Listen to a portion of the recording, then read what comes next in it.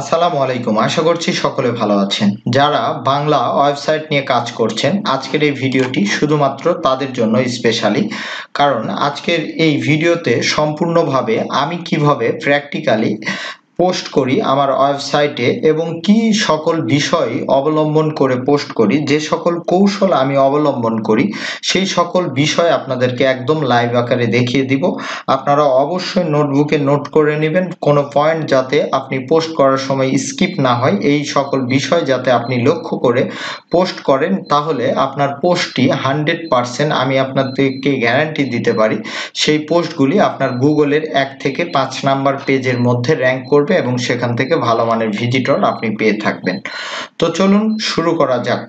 তো শুরু করার পূর্বেই দেখুন আমি একটি পোস্ট লিখে রেখেছি, সম্পূর্ণ কমপ্লিট করে রেখেছি। পাবলিশ করার পূর্বেই আমার কাছে মনে হলো যে যারা বাংলা ওয়েবসাইট নিয়ে কাজ করে তাদেরকে এই পোস্ট করার কৌশলগুলি আমি জানিয়ে দিই, তাহলে কি সকল বিষয় আসলে লক্ষ্য করবে, যেই লক্ষ্য করা বিষয়গুলি অবলম্বন করলে অবশ্যই তার পোস্টটি গুগলে র্যাঙ্ক করবে এবং প্রচুর পরিমাণে ভিজিটর পোস্ট থেকেই আপনি অর্গানিক মেথডে পেয়ে থাকবেন। তো প্রথমে যে বিষয় তা হচ্ছে কিওয়ার্ড রিসার্চ করা। তো আমার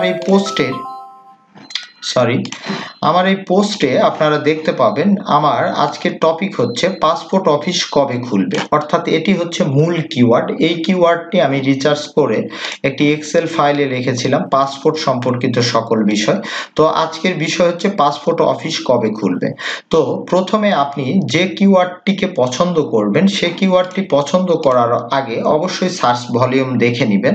তো দেখুন 450 জন মাত্র সার্চ করছে উইকলি, অর্থাৎ খুবই কম সার্চ ভলিউম। এই পোস্টটি আপনি যদি করেন তাহলে আপনার পোস্টটি আপনি লো কম্পিটিশন, এজন্য আপনার পোস্টটি 100% র্যাঙ্ক হওয়ার সম্ভাবনা থাকবে। তো প্রথমে যে কাজটি করবেন, কিওয়ার্ড পছন্দ করার পর অবশ্যই সার্চ ভলিউম কম্পিটিশন দেখে নেবেন।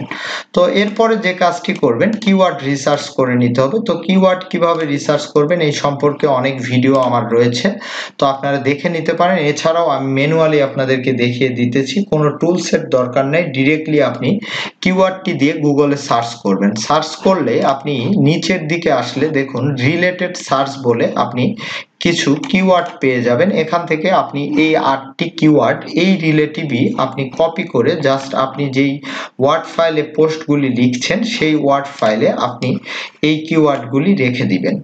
এরপরে এই কিওয়ার্ডের উপরে আপনি কন্টেন্ট লিখবেন। কন্টেন্ট লেখার অবশ্যই চেষ্টা করবেন যে একদম 100% আপনার নিজের অভিজ্ঞতা থেকে অর্গানিক মেথডে লেখাগুলি লেখা। বাট আপনি আইডিয়া নেওয়ার জন্য আপনি গুগল থেকে অন্য যার পোস্টটি গুগলে র্যাঙ্ক করেছে সেই পোস্টগুলি আপনি এখান থেকে দেখে নিতে পারেন। সেক্ষেত্রে অবশ্যই আপনি খেয়াল রাখবেন যাতে তার পোস্টের আপনার কন্টেন্টের সঙ্গে আপনার কন্টেন্টটি কপি না হয়ে যায়, এজন্য একটু ঘুরে পেঁচে একটু চেঞ্জ করার চেষ্টা করবেন। তো এটি হচ্ছে কন্টেন্ট লেখার নিয়ম। এখন যে সকল বিষয় লক্ষ্য করবেন তা হচ্ছে, প্রথমেই কিওয়ার্ড আপনি সিলেক্ট করবেন। কিওয়ার্ড মূলত কিওয়ার্ডের উপরে একটি হেডলাইন দিবেন, কিওয়ার্ডটি যাতে মূল কিওয়ার্ডটি আপনার এক অংশ থেকে যায়, মাঝখানে আপনি কোনো কিছু দিবেন না। এরপরে আপনি লাস্টের দিকে কিছু লিখে দিতে পারেন। দেখুন আমি লিখে দিয়েছি পাসপোর্ট অফিস কবে খুলবে এই সম্পর্কিত সকল তথ্য।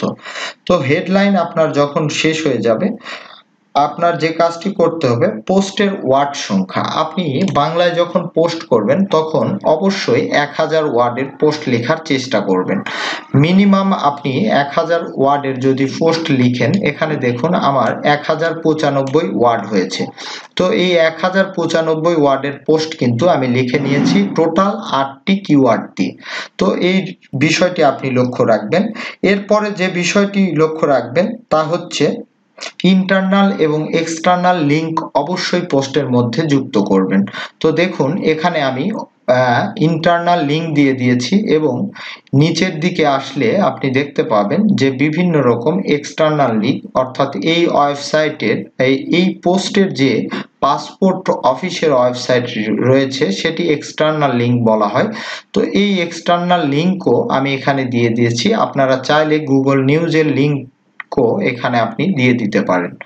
তো এখানে দেখুন, একটু আপনাদেরকে নিচের দিকে দেখাই, এই যে দেখুন এখানে ওয়েবসাইট বলে আমি এক্সটার্নাল একটি লিঙ্ক দিয়ে দিয়েছি, আপনারা এটি দিয়ে দিতে পারেন, অথবা গুগল এখান থেকে আপনার আমি আপনাদেরকে একটু গুগল নিউজের লিঙ্কটি এক্সটার্নাল লিঙ্ক আকারে দিয়ে দেখাই।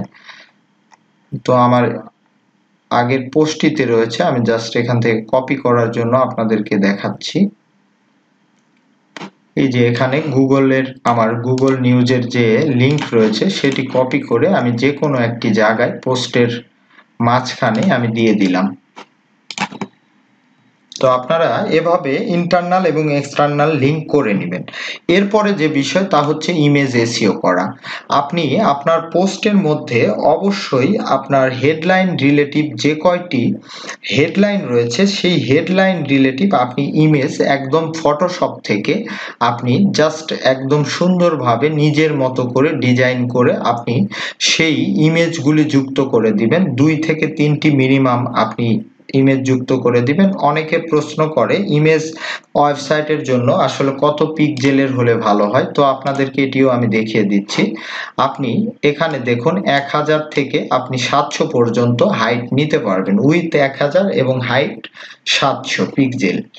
তো এই সাইজটি একদম যারা ওয়েবসাইট নিয়ে পোস্ট করে তাদের ইমেজের জন্য একদমই খুবই ভালো মানের একটি সাইজ। এই সাইজটি স্ট্যান্ডার্ড সাইজ, সব ক্ষেত্রে এটি ব্যবহার করা যায়।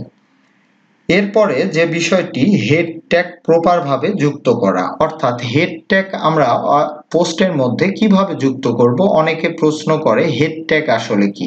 তো দেখুন এখানে পোস্টের কিছু প্যারাগ্রাফের পর এখানে হেডলাইন দেওয়া রয়েছে, এই হেডলাইনকে আমরা হেড ট্যাগ বলে থাকি। তো অনেকে জিজ্ঞেস করে আমরা কোনটা H1 দিব, কোনটা H2 দিব, কোনটা H3 দিব, এই বিষয়টি বুঝতে পারি না।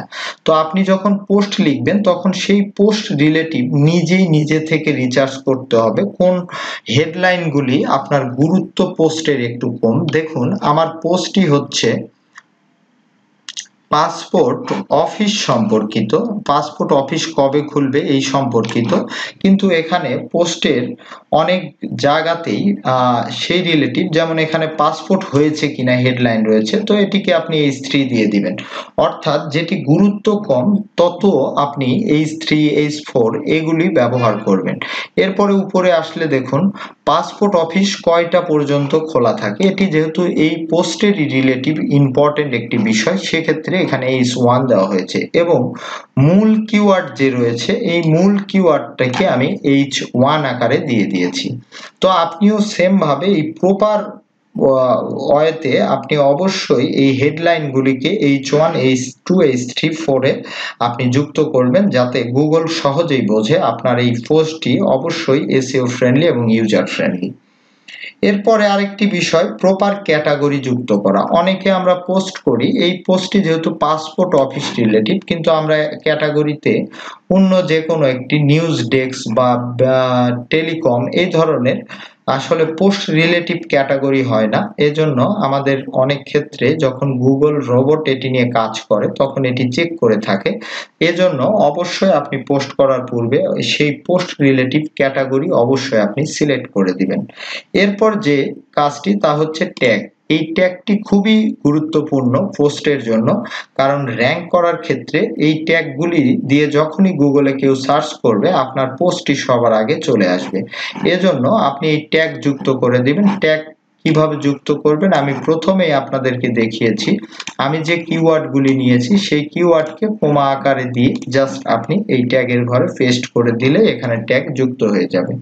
এরপরে ফিচার ইমেজ, অবশ্যই আকর্ষণীয় একটি ইমেজ হতে হবে, যেটি দেখেই আপনার একজন ভিজিটর, অনেক ক্ষেত্রে আমাদের পোস্টগুলি গুগল ডিসকভার হয়ে যায়, অর্থাৎ ডিসকভার মানে যে শুধুমাত্র ওয়েব স্টোরি, আসলে বিষয়টি তেমন না। আমাদের মোবাইল ফোনের যদি ব্রাউজারে যান তাহলে নিচের দিকে দেখতে পাবেন বিভিন্ন ট্রেন্ডিং টপিকগুলি আমাদেরকে সাজেশন করে পড়ার জন্য। তো সেখান থেকে আপনি ভিজিটর আপনার ওয়েবসাইটে আসতে পারে, আর সেখানে যদি আকর্ষণীয় ইমেজ থাকে এবং সঠিক এসইও কমপ্লিট করা ইমেজ থাকে এবং হেডলাইনটি ভালো থাকে, তাহলে যে কোনো ভিজিটর আপনার সেই পোস্টটি ওপেন করে তার প্রয়োজনীয় তথ্য সেখান থেকে নিয়ে নিবে। তো এই কয়টি বিষয় বাংলা পোস্ট করার জন্য আপনি লক্ষ্য করবেন। আমরা কম বেশি সবাই আসলে এই বিষয়গুলি লক্ষ্য করেই পোস্ট করি, তারপরে আমি রিভিশন করলাম আপনাদেরকে যাতে কোনোটা আপনাদের স্কিপ না হয়। অ্যাডিশনাল হিসেবে আর কয়েকটি বিষয়, তা হচ্ছে পারমালিঙ্ক, অর্থাৎ পোস্টের লিঙ্কটি অবশ্যই কিওয়ার্ড থাকে। দেখুন পাসপোর্ট অফিস কবে খুলবে, মূল কিওয়ার্ডটি কিন্তু এখানে দেওয়া পারমালিঙ্ক হিসাবে, পাসপোর্ট অফিস কবে খুলবে, তো এটি অবশ্যই লক্ষ্য রাখবেন। আরেকটি বিষয়, আর দুটি বিষয় রয়েছে, তা হচ্ছে একটি হচ্ছে FAQ পেজ তৈরি করা। তো FAQ কিভাবে আপনি তৈরি করবেন আপনার ওয়েবসাইটের জন্য, তো এটি সম্পর্কে আমার বিস্তারিত একটি ভিডিও রয়েছে। স্কিমা মার্কআপ জেনারেটরের মাধ্যমে FAQ পেজ আপনি তৈরি করে ফেলবেন আপনার পোস্টের জন্য, এবং সেই পোস্ট রিলেটিভ কিছু প্রশ্ন উত্তর আপনি দিয়ে দিবেন। তো দেখুন এখানে আমার কয়েকটি লেখা আছে, পাসপোর্ট অফিস কয়টা পর্যন্ত খোলা থাকে।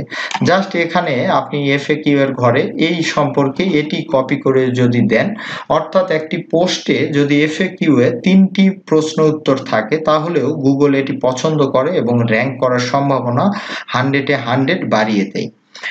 তো এইটি হচ্ছে একটি ইম্পর্টেন্ট বিষয়। আরেকটি বিষয় হচ্ছে ভিডিও স্কিমা, যদি এই পোস্ট রিলেটিভ আপনার কোনো ভিডিও থেকে থাকে আপনি এটি যুক্ত করবেন। আরেকটি বিষয় হচ্ছে কন্টেন্ট অফ টেবিল, যেটিকে বলা হয় সেটি হচ্ছে আপনি এখানে টেবিল অফ কন্টেন্ট যুক্ত করে দিতে পারেন, যদিও বা আমি এটি খুব একটা ব্যবহার করি না, তারপরে যারা র‍্যাঙ্ক ম্যাথ ইউজ করেন এই যে এখানে অপশন রয়েছে টেবিল অফ কন্টেন্ট, এখানে টিক মার্ক দিয়ে দিলে শো করবে না, আপনি টিক উঠিয়ে দিলে শো করবে, অটোমেটিকলি আপনার হেডলাইনগুলো টেবিল অফ কন্টেন্ট আকারে প্রকাশ পেয়ে যাবে। তো এই সকল বিষয় আপনি লক্ষ্য করে অবশ্যই নিজে কন্টেন্ট লিখে এই রকম নিয়ম অনুসরণ করে যদি আপনি 1000 ওয়ার্ডের একটি কন্টেন্ট পাবলিশ করেন এবং SEO ফ্রেন্ডলি ইমেজ যুক্ত করেন প্রপার ওয়েতে, তাহলে 100% আমি বলবো এই মাধ্যমটি অবলম্বন করে আপনার সাইটে 10 থেকে 20টি পোস্ট করে দেখুন, অটোমেটিকলি আপনার পোস্টগুলি গুগলে র‍্যাঙ্ক করবে এবং সেখান থেকে আপনি ভালো মানের ভিজিটর আপনার ওয়েবসাইটে পেয়ে থাকবেন। তো ধন্যবাদ সবাইকে, যারা বাংলা ওয়েবসাইট নিয়ে কাজ করছেন তাদের অবশ্যই এই ভিডিওটি উপকারে আসবে, আর যদি উপকারে আসে অবশ্যই চ্যানেলটি সাবস্ক্রাইব করবেন এবং ভিডিওটিতে একটি লাইক করবেন, আর এই সম্পর্কিত আরো কোনো কিছু জানার থাকলে অবশ্যই ভিডিওতে কমেন্টস করবেন। ধন্যবাদ সবাইকে, পরবর্তী ভিডিও দেখার আমন্ত্রণ রইল।